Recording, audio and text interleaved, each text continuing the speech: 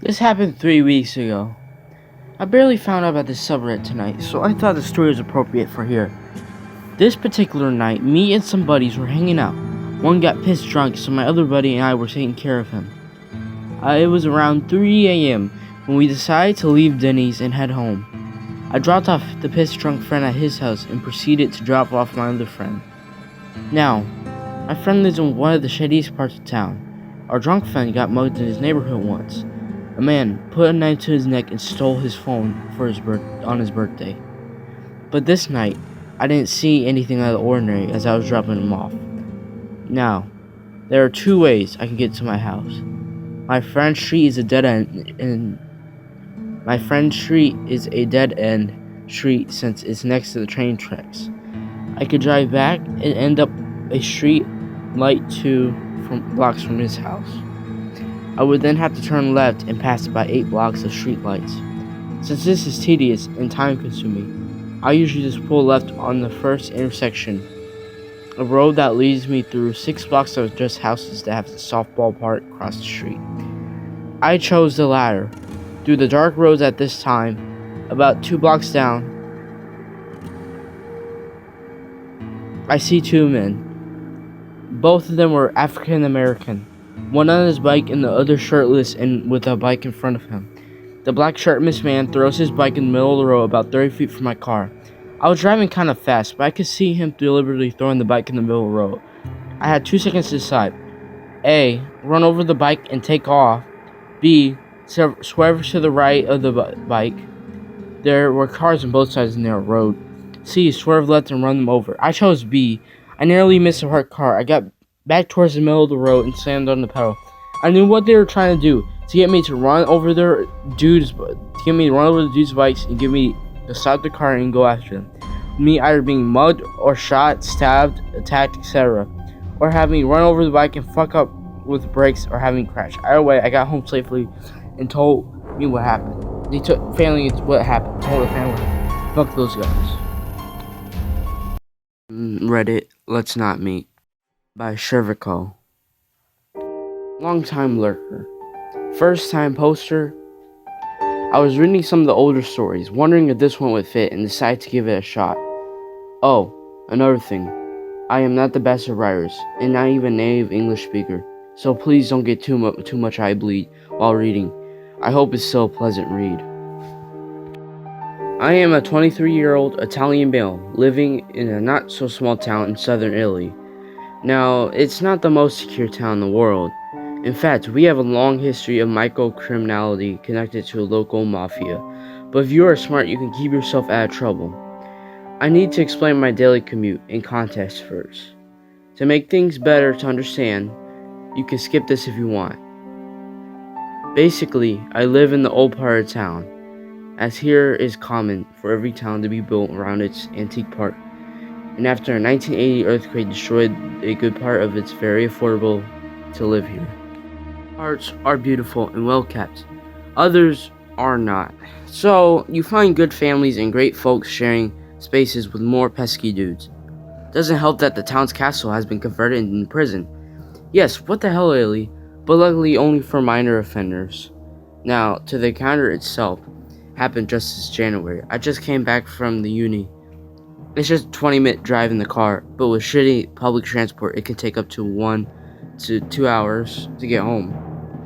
And as I like to study in the library till it closes at 6:30 p.m., I usually come back home at 8 p.m. or later.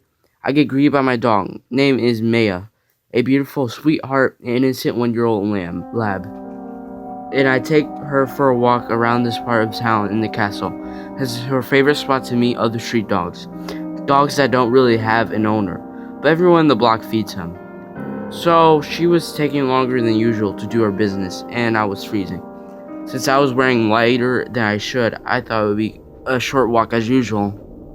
Plus, it was snowing, which is super rare here. Like super. And it was the first time Maya saw snow, so she was excited too. I had to walk back home and grab a jacket to better take the light of this occasion. And on my walk home to cut shorter, I have to pass this abandoned building under construction. It's pretty shitty. It has just the pillars and floors done, but a lot of kids use it to play and climb around. Now as I walk there, I see this guy standing there. His back was facing me, still like a rock, with his head facing up. To the first floor of this abandoned building, dirty beanie hat, heavy winter jacket, and the trekker shoe too wide for his build. And there he was, still. At first I froze in the spot too, but it was an extraordinary encounter since there are a lot of weird people around and I decided to pass on. But the first red alert light was on when I watched Maya and had her back for a raise and was looking this guy dead. She never did this. As we walk to him, she keeps his behavior, and as we are walking, there she emits a low-pitched mid-pitched growl that makes his man turn around. I never ever saw his face around here, and if you aren't local, you really can't end up there if you don't want to. And oh my god, his face was creepy, typical greasy hair and an undone 3-day beard. He extended his hand to Maya. "Hey doggy, how cute are you?" Stupidly, that calmed me down a bit. Maybe he's just a mentally ill person walking around. I know some of them around, they're all pretty much looked like him. There is a dormitory for mentally ill people whose family cannot or doesn't want to, take care of them near there. But when he was trying to pet my dog, I hear something moving on the first floor's concrete. Thought it must have been a cat, but Maya would already been jumping around trying to catch him, so I looked up and I see the little girl, around 10 years old. She had only fear in her eyes, wide open, really desperate, and I'm not exaggerating this detail. Though, must have been one of the kids that play around this building. Now she must have been seeing me walking my dog around, because as soon as she recognized me, or my dog most likely, she caught eyes and tried to whisper, "Help," with her lips. After this, I turned my head around, and the creep is watching me. Now, I would like to say he had the unusual creepy smile, but he didn't. He just had a very serious face now, looking dead in my eyes. I don't know what to do. I am a 1.9 millimeter tall guy, 6 feet 2 feet, I think, and kind of imposing, but I never fought anyone, and I'm really a peaceful guy. And in a fraction of a second, this guy looks again and says, "Calm down, sweetie. You need to get home. The food will get cold." "Yeah, sure, totally believable. 10 out of 10. Who are you? What are you doing?" I ask him. "I am her uncle. I need to get her home to eat," he says with the most serious look. I was thinking what to answer to use an excuse to bring her down and get her safety. And being the sarcastic little bitchy type in this situation, I say, "That's strange, because I am her uncle. This doesn't add up." At this point, the little girl has the brilliance to lean off and say, "Hey uncle, can you help me get home? Mommy will get worried." Now, this guy didn't seem too threatening at the moment, just creepy. So I got into the building to take the little girl as I prepared to grab her. Maya, thank goodness. Bless all the dogs.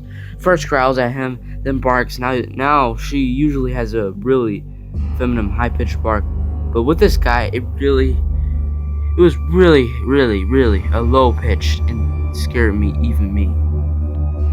And see this guy with a hand behind his back, reaching for something. Oh shit, I think. Cannot fight for shit hand on hand. If this guy has a knife, this would end up badly. He stops his reaching motion as the bark is now continuous, and in the heat of the moment, the little girl leaned off, and I grabbed her with one arm, the other one keeping Maya at bay as a deterrent, and while she was descending, I asked her if she had a phone. "No, I don't have it," she said, and you could hear her when she was on the brink of crying. So as soon as she touched the ground, I unlocked my phone and gave it to her. She took the phone and immediately legged it. I should have been glad to do it, but my immediate thought was, she did this all to steal my phone. I will be deadly pissed. After all, it wouldn't have been unusually, but I basically asked her to take it, so it would be impossible if I think. Anyways, the girl is gone. I turn around. This dude has a fucking knife. Not a pocket knife, though, one of those big ass kitchen knife you use to cut their bakery bed. And me being so careless in the kitchen, I know how damn sharp those things could be. I decided to run away too, but Maya decided, nope, I want to stand here barking at him. And I couldn't manage to pull her away. She's almost 30 kilograms, but that was a grip too strong even for her. So we were there stalling, and this guy starts swinging the fucking knife in the air. I want to run, but if I leave my dog, I know she could end up really bad. And even if I managed to pull her as he could run after us, And there we were, him swinging a knife with empty eyes, my dog barking, and me shitting myself, not knowing what to do. And to make things worse, my hands were freezing cold from not wearing gloves, and the grip leash was really starting to hurt. The thing that still surprised me in that situation is the fact that I am absolutely sure the people around the block could hear this mess. But no one, not a single one, decides to take a goddamn look. Anyways, after what seemed like a long time, but was probably less than 2 minutes, I hear heavy footsteps from the street I came from. And there were a lot of people showing up. Probably her dad and some of her relatives' friends with a baseball bat. This is not gonna end up well, I thought. As soon as the creep saw those men, he fucking threw the knife in my direction. Terrible aim, but I saw it move not to get hit, luckily, and started to run off. Trying to go in the street in my direction, I didn't even try to block him because I was still frozen by the knife undertow, but may have bit his leg, ripping a piece of the tracksuit off. I still have it. She is so proud of it. One of her now favorite toys. But the dude didn't even care and ran for his life with some of the girl's supposed relatives behind him. He even eventually managed to get them off, but the girl father came to me. I thought he was going to thank me, but instead he screamed, "Who the fuck was that guy, huh?" waving the bat around. I looked at the girl, telling him to calm down, but he only got more pissed until the girl ran to him telling me that I helped her and gave my phone back. After that, he calmed down and said sorry. He told me thanks for helping the girl and offered me for some coffee at his house. Don't worry, not creepy. It's the least you can do to say thanks down here. I politely refused and went home, deciding that it was already too much shit to be up against for the night. I still was tired as hell for uni and slept it off. The next morning, police rang my bell to take my statement as the guy managed to run off and show me a book with all the single photo IDs and stuff, but nothing came out of it, and he probably wasn't even from nearby. You could tell from his dialect accent, it has slight variation from town to town, but that was all at the end. I surely did not do the best I could, but I'm so glad I could help the little girl. I didn't know where she would be if me or someone else didn't show up. So creepy uncle, wannabe guy, let's not meet again. Hey everyone.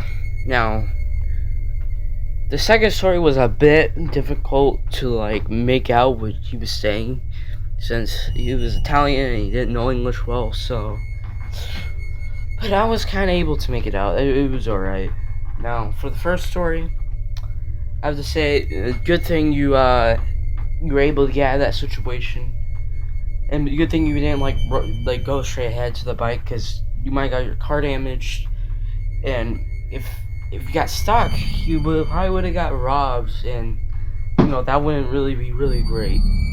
Now, for the second story, it's a good thing that guy was pretending to be the uncle and to deter that guy away from the girl, because who knows what would happen. I mean, who knows where the relatives were. They probably should have been keeping an eye on her, but I guess maybe since it's maybe nearby town, maybe she usually goes there a lot, and maybe there's usually not a lot of people there. I don't know. I can't really say, but thank you guys for watching. And if you want to see more of this content, then please subscribe. I'll be posting more soon. Thank you. Bye.